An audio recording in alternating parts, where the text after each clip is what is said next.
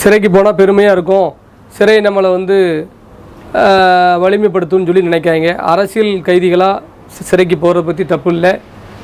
மக்கள் போராட்டத்துக்காண்டி போராடி நம்ம சிறைக்கு போனால் தப்பு இல்லை.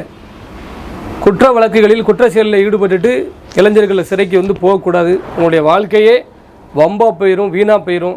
லைஃப்பை நீங்கள் அப்படி என்னத்தை நீங்கள் அப்படி அனுபவிக்க போகிறீங்கன்னு எனக்கும் தெரியல. சிறையில் உள்ள இளைஞர்களுடைய நிலைமையை பார்த்துட்டு ரொம்ப மனசு வேதனையாக இருந்துச்சு. படித்த பசங்கள்லாம் இன்றைக்கி வந்து சேர்க்க சரியில்லாமல் அவர்கள் இருந்த அந்த நிலைமையை பார்த்துட்டு ரொம்ப மனசு கஷ்டமாக இருந்துச்சு. அதனால் தயவுசெய்து இளைஞர்கள் அந்த பாதையை தேர்ந்தெடுக்கக்கூடாது. சிறை செல்வதை வந்து ஒரு பெருமையாக நினைக்கக்கூடாதுன்னு சொல்லி நான் பணி முன்போடு கேட்டுக்கொள்கிறேன். தாய் தகப்பனை பார்க்க முடியாது, அக்கா தங்கச்சி பார்க்க முடியாது, ஒரு நல்லது கெட்டது செயல்பட முடியாது. பெற்ற பிள்ளைகளுக்கு நிறைய பணிகள் இருக்கும், அதெல்லாம் செய்ய முடியாது.